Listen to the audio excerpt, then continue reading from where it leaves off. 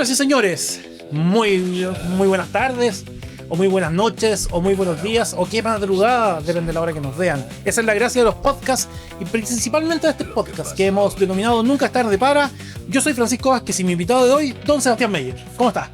Hola, ¿qué tal? Muy buenas tardes, muy feliz de estar acá compartiendo contigo en este podcast y esperamos que tener muchos temas de conversaciones para hoy. Vamos a conversar. Saludamos a don César que está ahí en la selección, don César Rivera, que nos ha molestado harto porque estamos los dos muy blanquitos hoy día. Sí. Nos faltó autobronceante, pero con qué sol si el tiempo ha estado tan malo.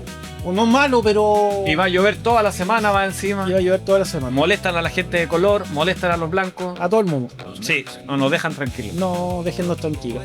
Oiga, y a propósito del agua, ¿qué rol juega el agua en lo que usted hace? Cuéntenos, por favor, qué es lo que hace, cuál ha sido su trabajo en la investigación respecto a la alimentación. Cuéntenos usted, preséntese usted. Ya me gusta que los invitados se presenten.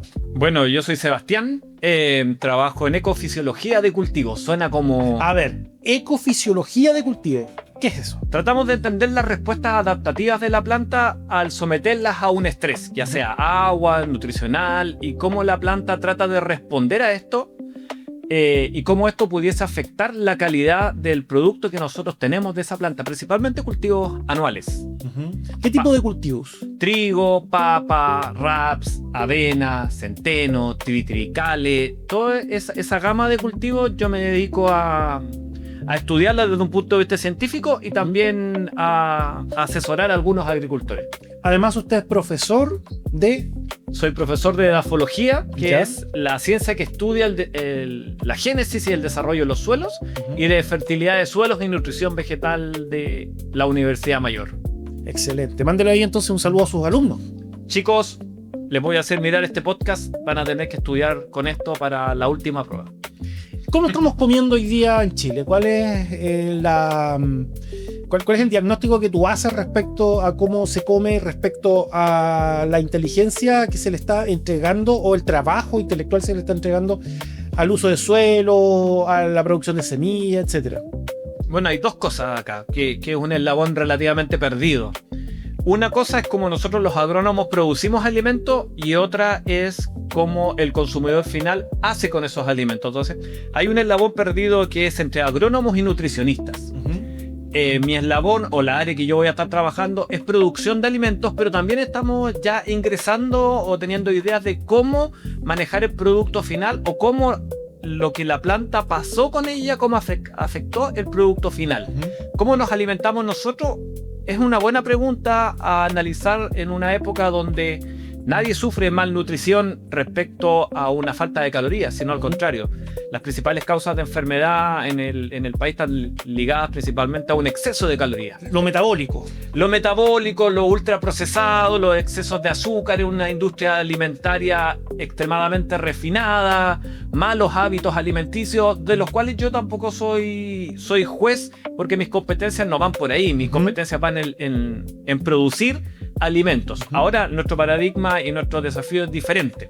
Ahora nosotros lidiamos con el exceso de calorías. Yo cruzo acá o voy acá a cualquier lugar y hay una cafetería con 10 bollerías diferentes para poder comer. Y cuántos de eso mi cuerpo requiere o cuántas de esas calorías mi cuerpo requiere, ese es otro tema. Claro. Pero ¿cómo sientes tú que es la calidad de la agricultura que hay hoy día en Chile, comparado con otros países de la región?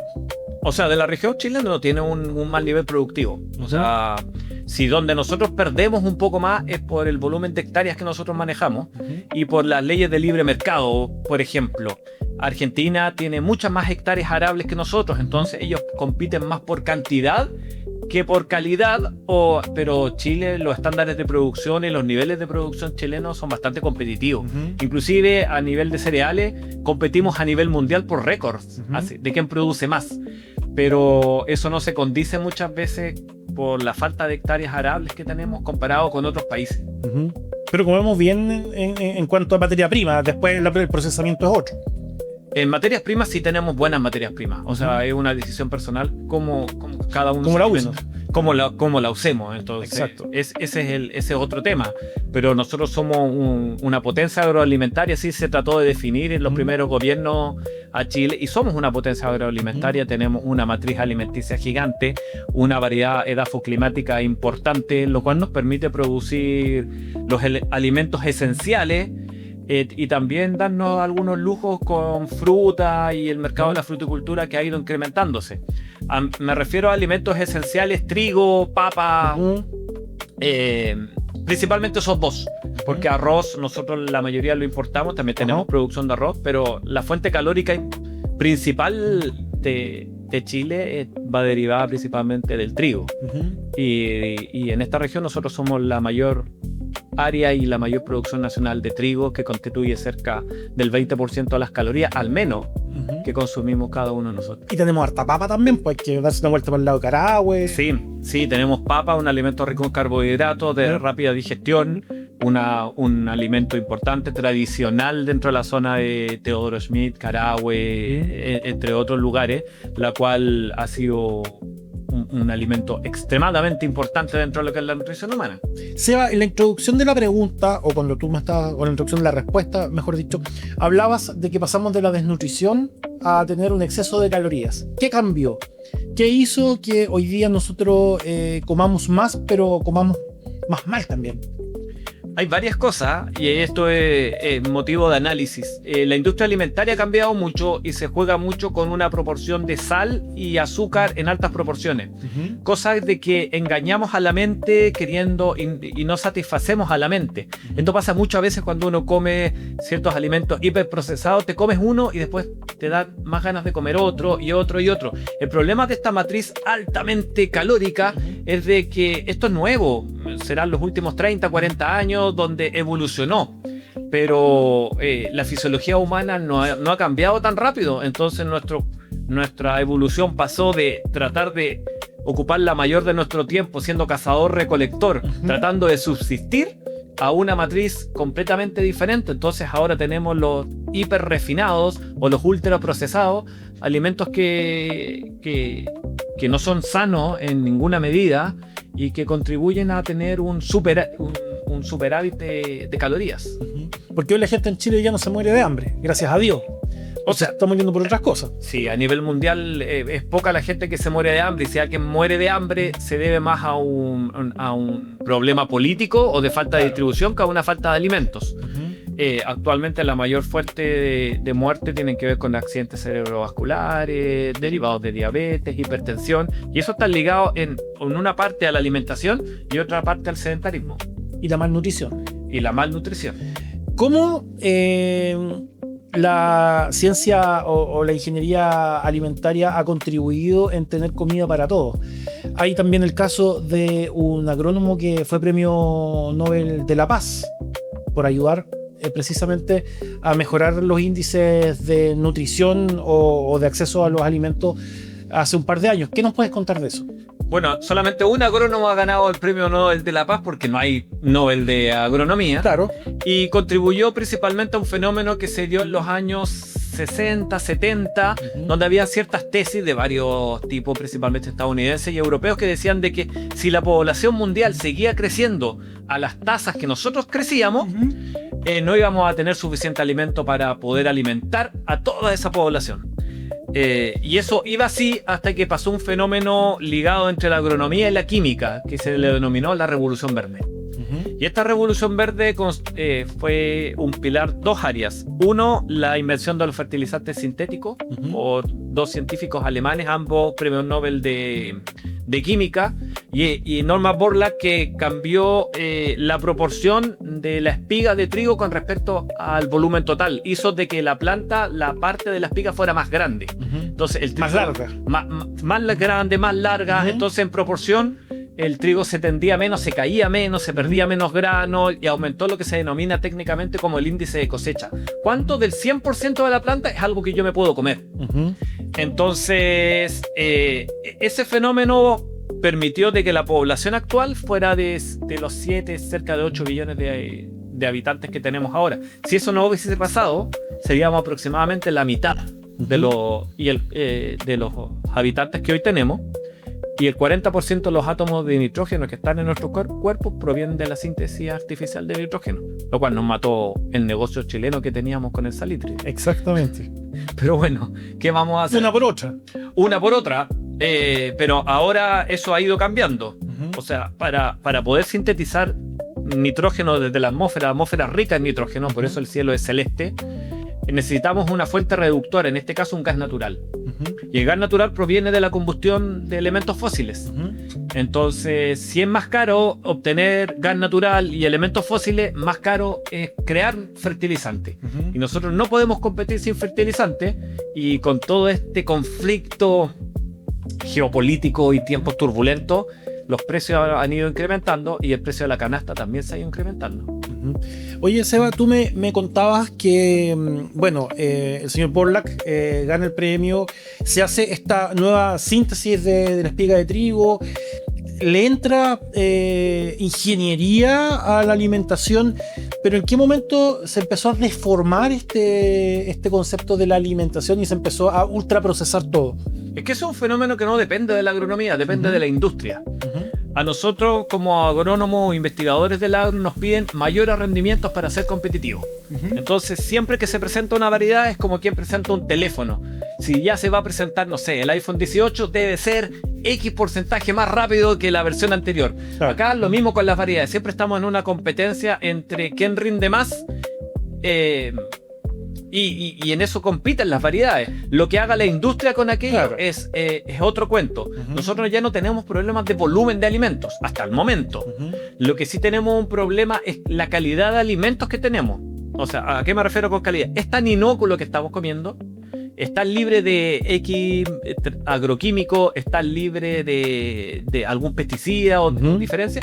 Eso ya marca la diferencia. Ya no es quién consume o no consume más calorías, no va por ahí, es quien consume el alimento más inocuo o el que permite un mejor metabolismo. O sea, lamentablemente en los tiempos actuales es más fácil y más barato conseguir comida procesada que comerse una ensalada. Exacto. Y eso es propio del mercado, es propio de las expectativas y es propio también de una culpa del consumidor. O sea, la agronomía y la genética vegetal y la fisiología vegetal ha sido exitosa desde la Revolución Verde hasta aproximadamente hasta ahora en proveer mayor cantidad de alimentos. Lo que haga la industria y lo que haga el consumidor, ese ya es un problema de que... Claro, ustedes generan la herramienta y después ellos toman la herramienta y la transforman en algo bueno o en algo nocivo. Sí, pero al final no es que la industria sea mala, es al final el consumidor el que hace la industria. Entonces, si hay demanda por esos productos y son más baratos, van a tender a ser privilegiados por los consumidores. Tú me contabas que tenías 3 hijos. Sí. ¿Qué le prohíbes comer a tus hijos? Nada. ¿No? No, o sea... O en grandes cantidades. Lo ideal es que mantengan un déficit calórico, comillas, pero a dosis pequeñas. O sea, ellos igual consumen procesados y consumen algunos de aquellos. Es difícil huir de que si yo le puedo negar una galleta y va al colegio. Pero si bien los planes nacionales han ido cambiando con Elige Vivir Sano y todo, es difícil luchar contra eso. O sea, uno los puede cuidar en su casa, les trata de privar los ultraprocesados, le privamos el azúcar, privilegiamos la miel. La idea es de que su cerebro, que está en crecimiento, no sea invadido por, y literalmente digo invadido, por estas altas dosis de dulzor artificial. Porque cuando ya ellos comen, no sé, voy a poner una galleta, no voy a decir nombre, que va a disparar su nivel de insulina en tanto, y después yo le doy una manzana, claro que la va a encontrar insípida, porque los niveles de glucosa, los niveles de azúcares, los niveles de procesado, hacen que su cerebro se vaya acostumbrando a este es el dulzor. Entonces, otro alimento parece muy soso. Fome, claro, fome. Entonces que uno puede ir acostumbrando. No es que a los niños que les guste tanto lo dulce. Mi hijo puede pasar por una isla de candy y no sabe lo que son. Pero eso no va a ser siempre. Lo importante es formar un carácter de que él pueda elegir y decir, hay momento para esto y hay momento para esto otro. Y creo que por ahí puede ir la cosa. O sea, no. ¿Y qué alimentos sí recomiendas que debería comer una persona que quiere cuidar su salud? Bueno, actualmente es incrementar los niveles de proteína. proteína. La proteína debería ser entre 1,6 a 1,8 gramos de proteína por kilo corporal. Entonces, no debiese estar pasando mi gasto metabólico, eso yo lo debo saber más o menos. Una persona promedio gasta entre 1.700 a 2.000 calorías, un hombre, solamente por mantener la máquina funcionando. Yo no debería superar esos niveles de calorías y si lo estoy consumiendo debiese ser una dieta principalmente formada por proteínas y dosis X de carbohidratos que también son sanos. Más el ejercicio físico, si no es tanto en lo que uno deje o no deje, la falta de ejercicio y evitar los ultraprocesados, eso es en la medida de lo posible. Oye, Seba, y desde el punto de vista vegetal, ¿qué buenas proteínas tenemos acá en Chile? Tenemos muchas proteínas vegetales, somos productores de lupino, que no lo consumimos, se lo damos a los animales. Tenemos proteínas que vienen también desde el punto de vista del pan, generalmente preferirlo en forma integral, todos los temas de los incrementos de la glucosa, eso es una buena fuente de proteína. La leche es una proteína importante que tiene todos los aminoácidos esenciales. La carne, obvio, todo tipo de carne, claro, principalmente carnes blancas con menor índice de grasa. Esos son los alimentos que nosotros deberíamos ir privilegiando en la medida de que podamos. El problema es de que comer de esa forma se vuelve un tanto más caro. Exacto. Entonces uno va al nutricionista y dice, ¿sabes qué? Tengo esto y me dice, me hizo comer esto. Entonces si yo dejo el pan X por carne me va a salir carísimo. Claro. Y ahora existe la moda de la proteína y hay gelatina con proteína, yogur con proteína, y la proteína se vuelve cara de comer porque el mercado te ofrece proteínas más caras. Exacto. Entonces hay otras formas también. Creo que una de las formas más baratas es con pollo. O con huevo. Es que el huevo también ya ha ido incrementándose, pero una fuente de proteína muy buena, sobre todo huevos duros. Claro. 7 gramos de proteína por huevo no deja de ser importante. Es bueno. Desde hace tiempo se viene escuchando una demonización de los transgénicos. ¿Podríamos definir lo que es un transgénico y qué tan malo es para la industria? Tenemos que entender dos cosas. Primero, que está el mejoramiento genético tradicional. Esto viene de Mendel, las personas que hayan hecho genética en la media, de cruzar arvejas y observar el homocigoto, el heterocigoto, entre otros. Ese es el mejoramiento genético tradicional, donde yo busco una planta que tenga ciertas características y yo la cruzo con otra para tratar de obtener una variedad nueva. Eso es lo que se ha hecho siempre. Es el mejoramiento genético convencional.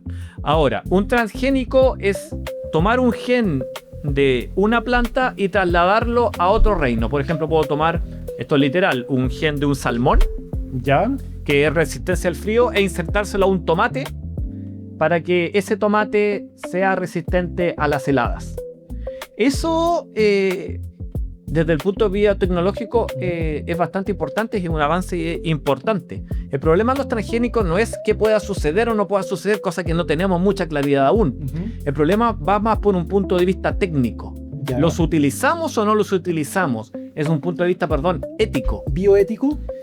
Sí, pues le ponemos bio a las cosas, es un problema ético. O sea, van a haber detractores máximos de los transgénicos porque no sabemos lo que pueda pasar y pueden ser altamente peligrosos, y hay también todo un mercado de ciertas empresas que los promueven y ciertas plantas que pueden fabricar sus propios insecticidas, lo cual es complejo. Y hay otros que pueden decir de que como el paradigma de la revolución verde llegó hasta acá, puede ser la nueva revolución que vamos a tener de aquí al futuro y van a cambiar nuestra matriz de alimentación. Pero los organismos genéticamente modificados, GMO, y no me refiero a las ópticas en particular, es un tema que ya lleva 30 años.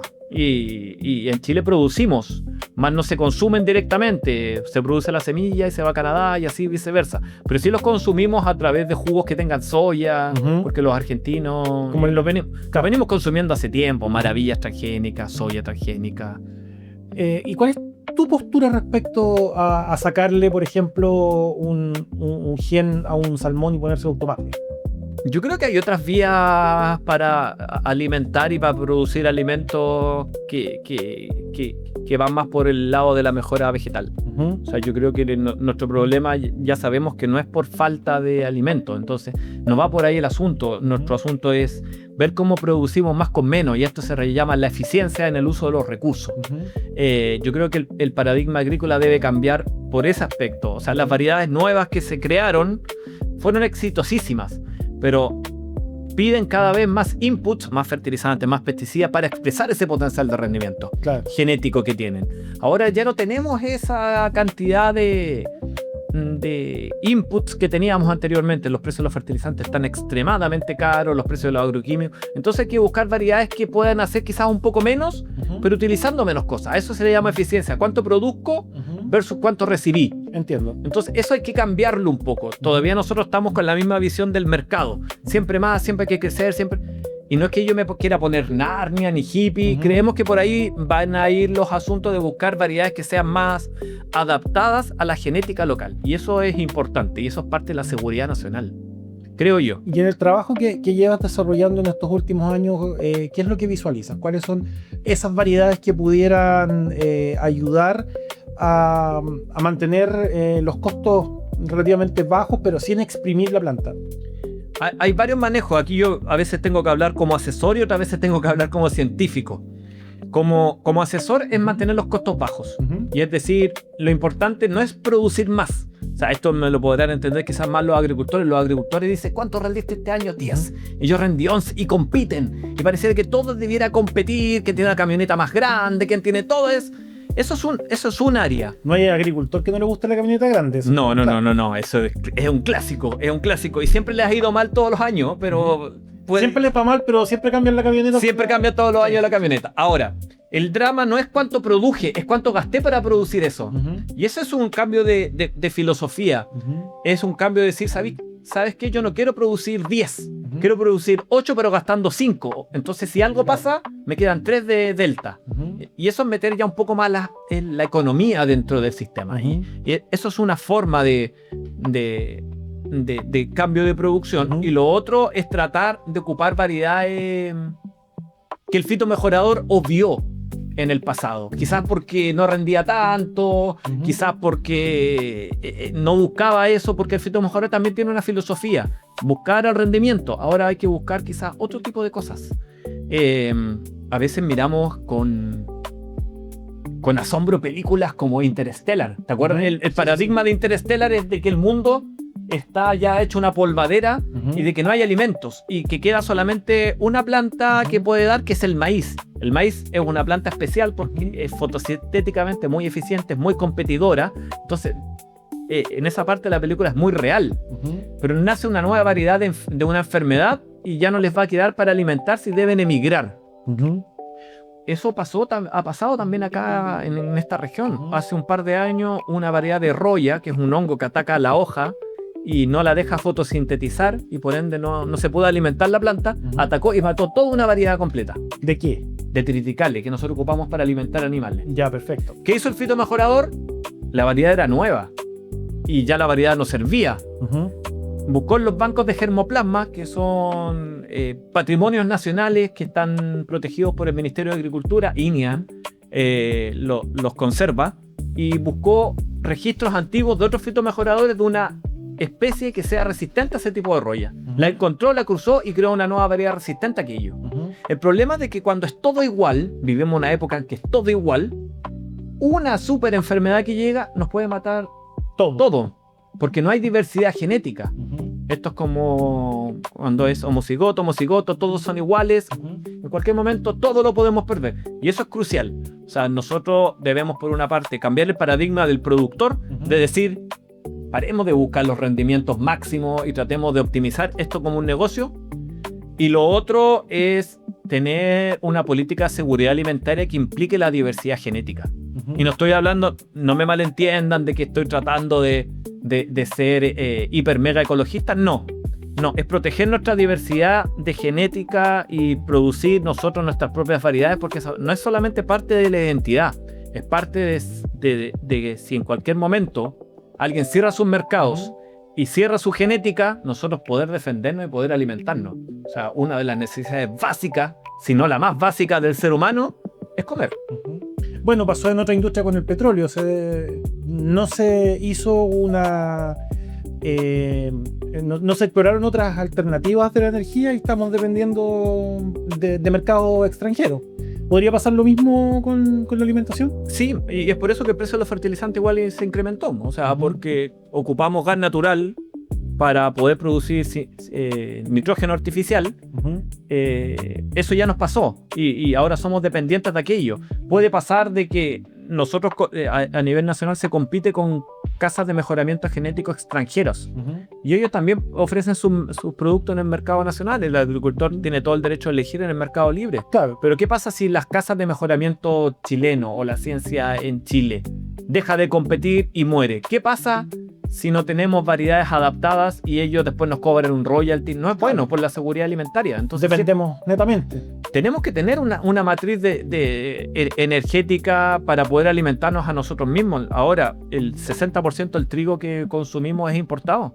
Teniendo el lugar para poder hacerlo y castigamos a los productores, le ofrecemos menos precios. Eso es peligroso, porque si en cualquier momento ellos el mercado que nos provee tiene una necesidad, nos van a cortar.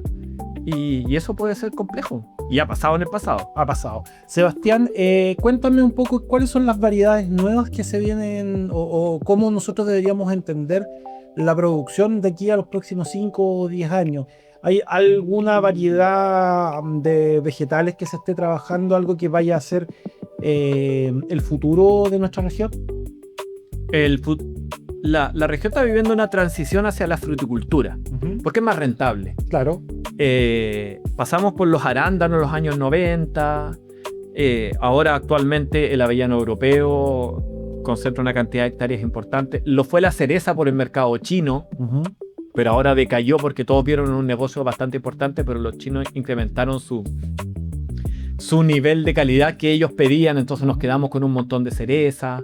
La frambuesa actualmente tiene una importante fuente de hectáreas, pero hemos ido en detrimento de lo que son los cultivos anuales. Y no es porque yo trabaje en cultivos anuales quiera defenderlo, yo creo que hay mercado absolutamente para todo.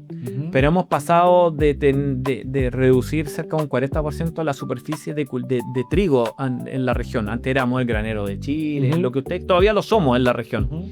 Pero nuestra matriz alimenticia depende de ese tipo de alimentos calóricamente hablando. O sea, si a mí me tuvieran que elegir y estoy en la guerra entre un pan y una cereza, yo me voy a comer el pan porque calóricamente voy a poder subsistir más tiempo que con una cereza. Nutricionalmente hablando, una cereza, no quiero ser peyorativa ni más mal entiendan los fruticultores, es agua con azúcar. Claro. Los otros son calorías, son lo que yo necesito. La matriz alimentaria mundial es arroz, trigo, papa y se me olvida el otro que es de eso depende la matriz alimentaria mundial. Con eso sobrevivimos una guerra. Con eso sobrevivimos.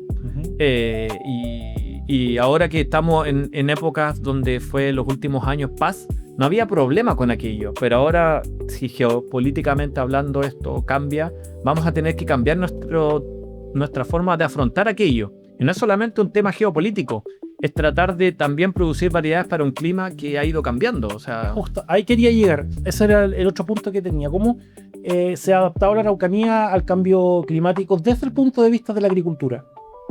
Hay varias cosas que hacer. El problema del cambio climático es un problema multidimensional. Hemos tenido falta de constancia y alta variabilidad, no en términos de precipitaciones totales en parte, sino en dónde se van concentrando. Épocas también de alta sequía, eventos anómalos, X.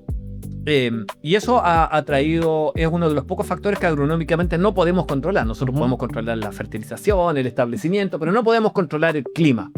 Hace un par de semanas estaba presentando estrategias de fertilización para tiempos de crisis a agricultores grandes y medianos de los molinos Kunzman en la región de Los Ríos.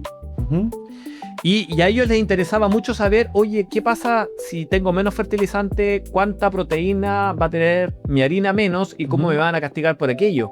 Pero surgían preguntas nuevas, porque ahora han venido durante los últimos años golpes de calor. Generalmente entre Navidad y Año Nuevo tenemos temperaturas sobre 33, 34 grados y eso afecta a la planta de forma importante, acelera su desarrollo y genera menos proteína. Entonces, todos esos fenómenos que estresan a la planta irremediablemente afectan la calidad nutricional del alimento. Lo que se cree que va a pasar, las plantas crecen no solamente por la presencia de agua y nutrientes, crecen en base a lo que se denomina, ya esto es un poco más técnico, acumulación térmica. O sea, entre más calor haya, más rápido crece la planta. El problema es que cuando tú creces demasiado rápido, tienes menos tiempo para sintetizar moléculas complejas como el gluten y la proteína. O los carbohidratos en el caso de las papas, porque el ciclo fenológico o el tiempo de desarrollo fue más rápido. Y ese va a ser uno de los principales desafíos que el cambio climático nos está imponiendo, aparte del agua, aparte de los elementos climáticos, comillas, difíciles de predecir, es si la planta crece más rápido, mejor para el agricultor, podríamos decir. Antes necesitábamos 9-10 meses, ahora vamos a tener menos, pero menor calidad. Y un drama de los alimentos actuales que rinden tanto, pero nutricionalmente hablando son menos nutritivos que antes. Porque yo no puedo tener alta nutrición y alta cantidad al mismo tiempo. No puedes las dos cosas. No, termodinámicamente hablando o es la una o es la otra. Entonces, ese es un problema. Entonces los agricultores dicen, oh, maravilloso, rendí tantos quintales o tantas toneladas de papa y X, pero sus contenidos nutricionales son menores porque se diluye en... Se está viendo solo el número, el total, el macro. Pero el problema es cuánto de eso es nutritivo o no es nutritivo. Exacto.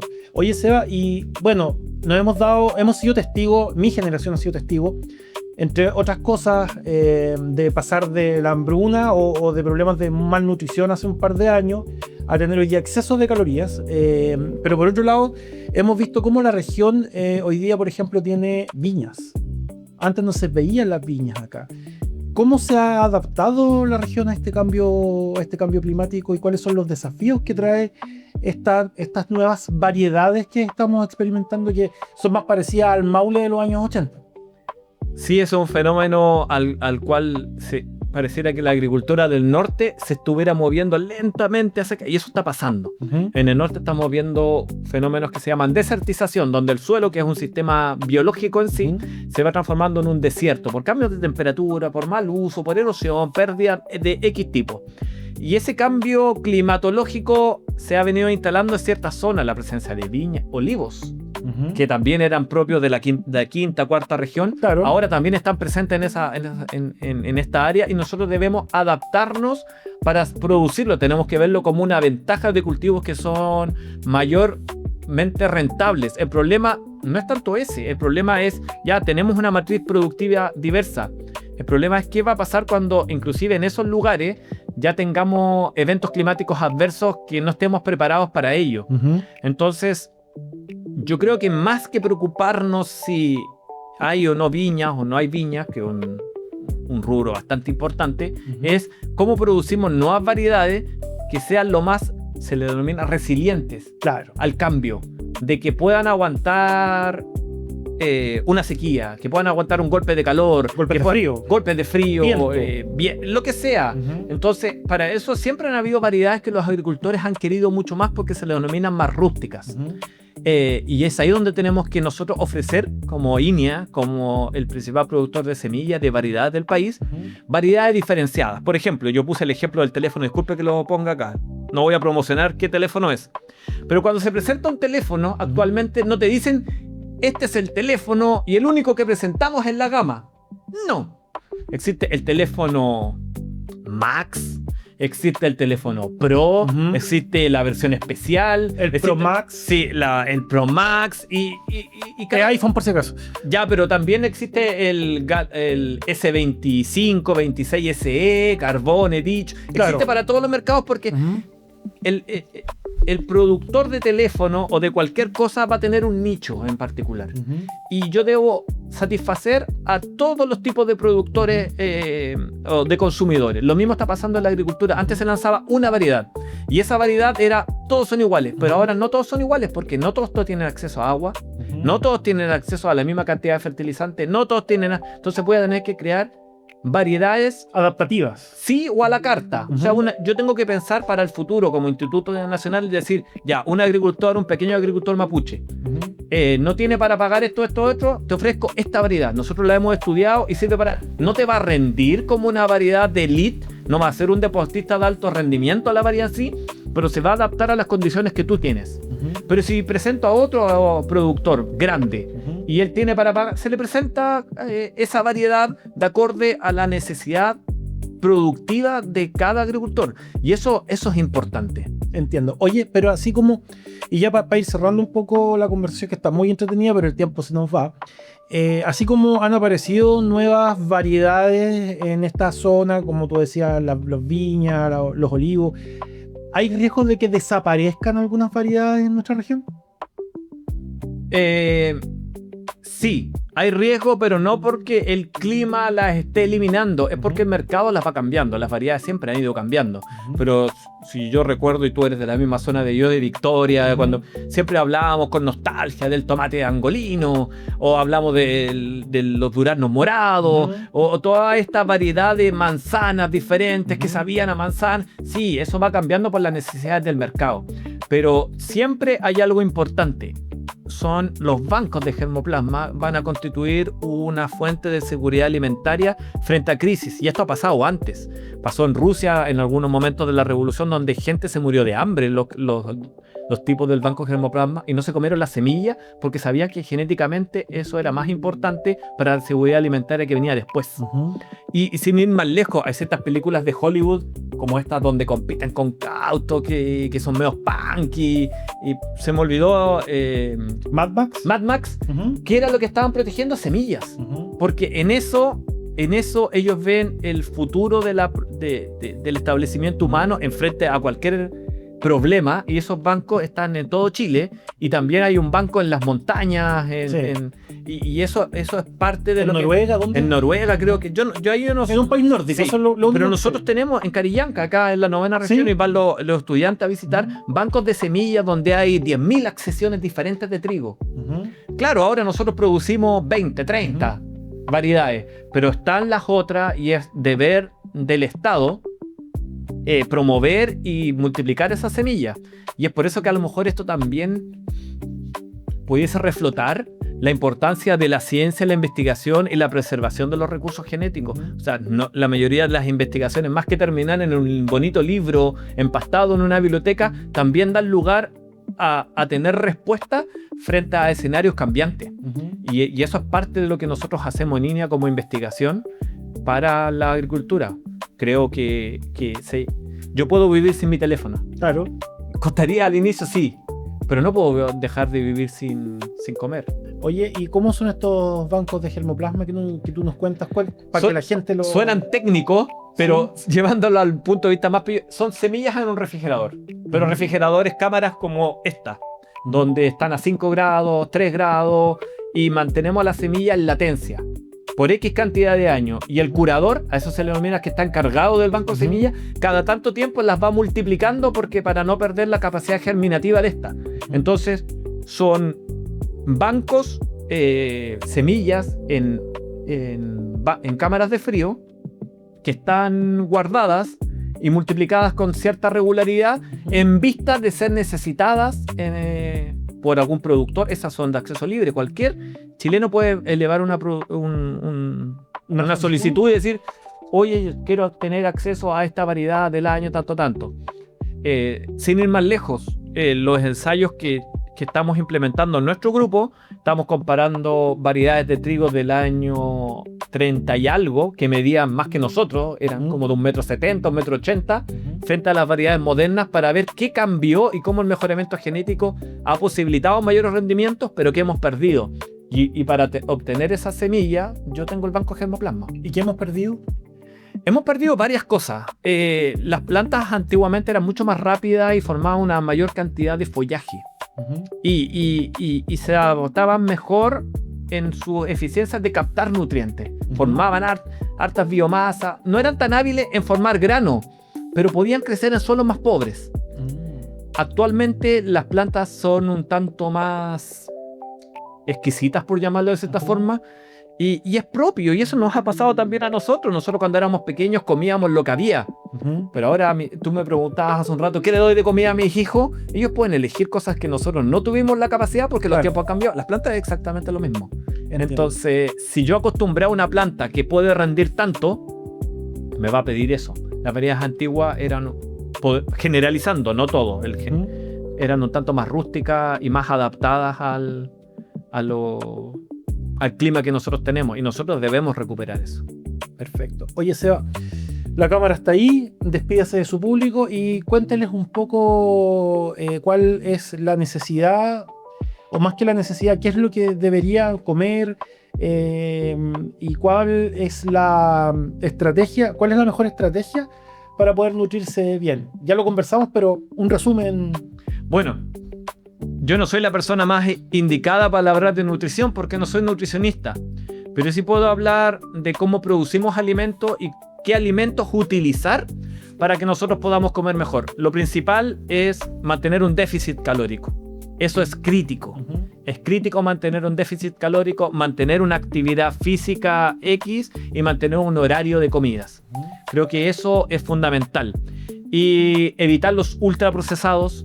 Me refiero a todo lo que tenga harinas refinadas, azúcares refinados, y comer más de lo que la feria nos está, en cierta forma, dando. No digo que sigamos filosofías de voy a dedicarme solamente a las proteínas, solamente a las carnes, la dieta paleontológica. No, hablamos de tener constancia, de ser ordenados y de tener disciplina. Una persona disciplinada en el trabajo también va a ser una persona disciplinada para comer, y todo es un tema de hábitos. Yo creo que eso es fundamental, y lo demás nos vamos a preocupar nosotros los agrónomos de producir, y los fitomejoradores de producir los alimentos que nosotros requiramos. Lo que ustedes vayan a hacer, tómenlo con sabiduría, creo yo. Bien, Seba, muchísimas gracias por estar con nosotros. Y a ustedes un abrazo gigante. Esto fue Nunca es tarde para. En algún momento te vamos a volver a invitar porque quedaron varias preguntas en el tintero. Yo feliz, podemos hablar de varias cosas más y feliz de estar acompañándote acá, Francisco. Muchas gracias, Seba. Y a ustedes, a los hombres un gran abrazo, a las mujeres un gran beso. Nada, mentira, que estén muy bien. Cuídense y nos vemos la próxima semana en otro capítulo más de Nunca es tarde para.